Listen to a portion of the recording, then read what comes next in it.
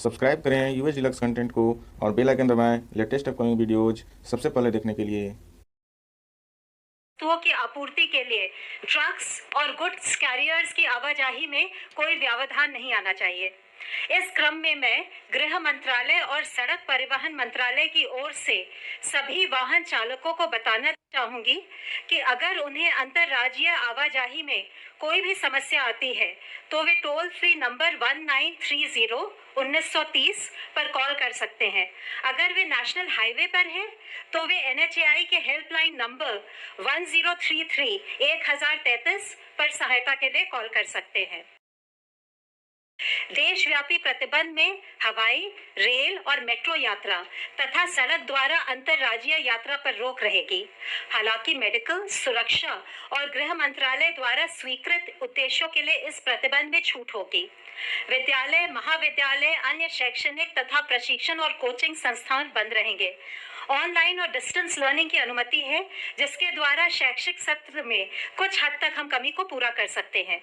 आतिथ्य सेवाएं जैसे होटल्स, रेस्टोरेंट तथा सिनेमाघर, मॉल्स, जिम, खेल परिसर, बार, ऑडिटोरियम और ऐसे सभी संस्थान बंद रहेंगे। सामाजिक, राजनीतिक, सांस्कृतिक और अन्य प्रकार की सभाओं के आयोजन पर रोक रहेगी। सभी धार्मिक स्थल, पूजा स्थल, धार्मिक समागम जनता के लिए बंद रहेंगे।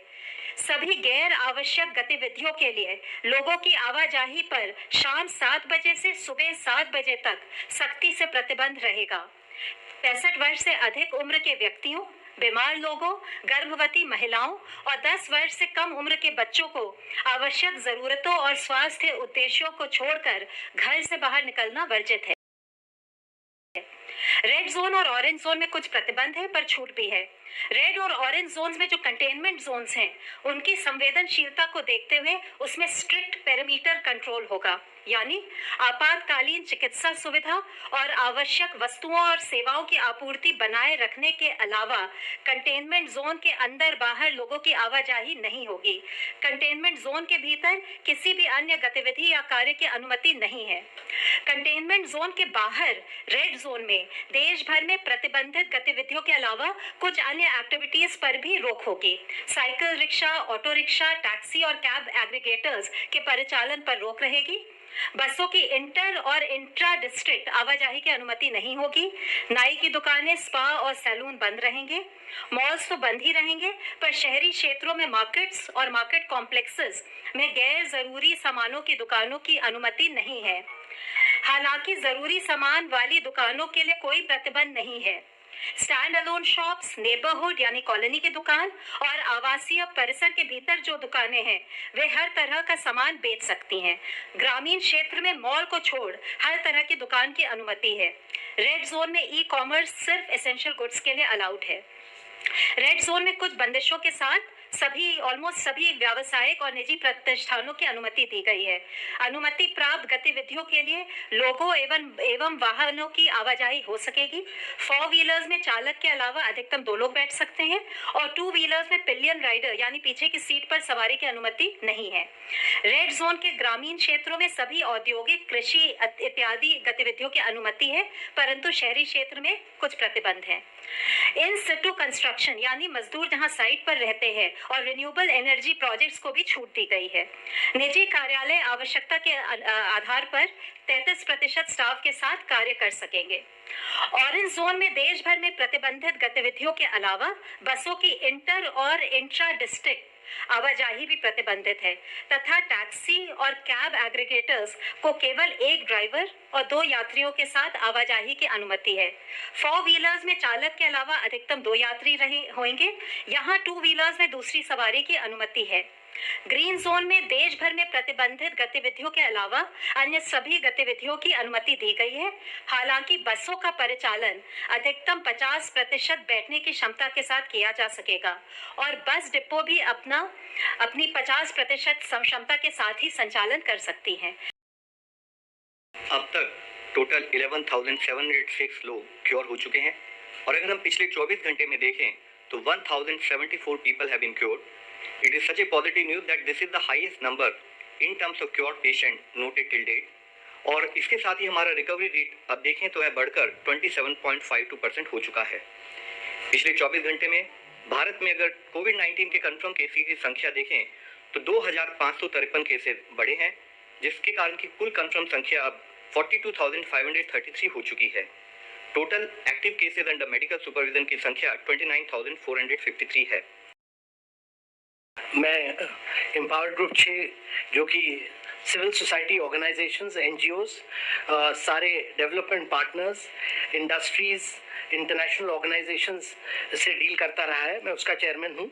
इसने जो हमारे एनजीओ दर्पण में 92,000 सिविल सोसाइटी ऑर्गेनाइजेशंस और एनजीओ रजिस्टर्ड थे, वो पहली बार भारत में इन सबको मोबिलाइज किया और हर सेक्टर में, वो न्यूट्रिशन हो, हेल्थ हो, सैनिटेशन हो, एजुकेशन हो, उन सबको हम लोगों ने मोबिलाइज किया और उनको कोऑर्डिनेट करवाया स्टेट गवर्नमेंट और डिस्ट्रिक्ट एडमिनिस्ट्रेशन के साथ, जो कि जगह जगह जो हॉटस्पॉट्स थे, जहाँ जहाँ खाने की ज़रूरत थी, जहाँ जहाँ homeless, daily veg workers, migrant workers को मदद करनी थी और खाना देना था, इन सारे ऑर्गेनाइजेशंस को मोबिलाइज करवाया। अब अगले फेज में जब हम जा रहे हैं तो इन्हीं सिविल सोसाइटी ऑर्गेनाइजेशंस और एनजीओज को हम उपयोग करेंगे कि सीनियर सिटीजन्स और एल्डरलीज की कैसे मदद करनी है, उनको कैसे प्रोटेक्ट करना है और स्टिग्मेटाइजेशन के खिलाफ कैसे काम करें।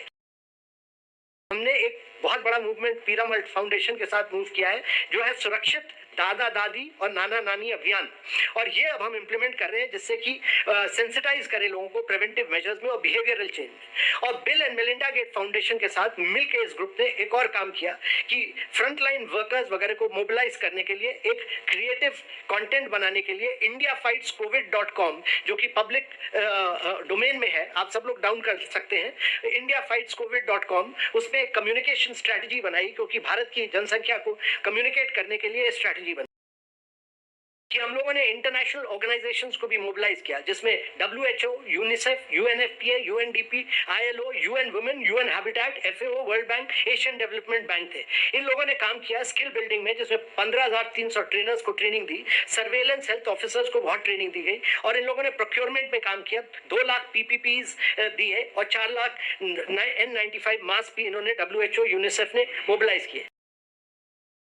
इसके अलावा मैं बताना चाहूंगा कि रेड क्रॉस सोसाइटी को हर डिस्ट्रिक्ट में मोबिलाइज किया गया और रेड क्रॉस सोसाइटी ने अपने 40,000 वॉलंटियर्स को डिस्ट्रिक्ट एडमिनिस्ट्रेशन, करीब 500 डिस्ट्रिक्ट्स में उन्होंने मिलकर डिस्ट्रिक्ट एडमिनिस्ट्रेशन के साथ काम किया और उन्होंने जगह जगह पर जा जाके quarantine, isolation facilities, donation of ventilators, masks, PPEs, test kits में बहुत बड़ा काम किया। मैं ये बताना चाहूंगा कि हम लोगों ने प्राइवेट सेक्टर के साथ भी पब्लिक गुड के लिए काम किया, और जिसमें कि बहुत बड़ा रोल रहा है प्राइवेट सेक्टर का इन सब मूवमेंट में। कई IITs के साथ मिलकर, IIT Kanpur, IIT Madras, IIT Delhi, Indian Institute of Science, CDC Poona, इन सबको मोबिलाइज किया गया कि इनकी टेक्नोलॉजी को लेवरेज किया जाए हर क्षेत्र में, और कई वेंटिलेटर्स सोल्यूशन निकाले गए, जैसे एगवा जिसने कॉस्ट इफेक्टिव वेंटिलेटर बनाया, जिसके साथ अब मारुति मिलकर काम कर रहा है, बायोडिजाइन जिसने कि एक रोबोटिक प्रोडक्ट रेस्पिरेट एयर निकाला, कायनियत जिसके बारे में मैंने यहाँ बहुत कुछ लिखा है, उसके अलावा क्योर आर्टिफिशियल इंटेलिजेंस जिसका कि एक्सरे के थ्रू वो कैपेसिटी, जिसने अभी बॉम्बे में काम कर रहा है, 10,000 CXR निकालता है इमेजेस डेली, जिससे पता चलता है कि किसी को फर्स्ट स्टेज कोविड-19 सिम्टम्स है कि नहीं। इसी तरह ड्रोना मैप्स, एमफाइन और कई स्टार्टअप्स ने काम किया है इन कई क्षेत्रों में। आरोग्य सेतु के ऐप के साथ जो हम लोगों ने काम किया था, उसमें अब टेलीमेडिसिन फीचर भी लग चुका है, और करीब ये आरोग्य सेतु ऐप अब करीब 90 मिलियन इंस्टॉलेशंस इसके गूगल पे स्टोर में बन लग चुके हैं, और ये अभी शॉर्टली इसका फीचर फोन ऐप भी निकलेगा। और इसके साथ साथ ये आरोग्य सेतु मित्र, जो कि जिसमें कि सारे टेलीमेडिसिन फीचर्स हैं, वो भी है।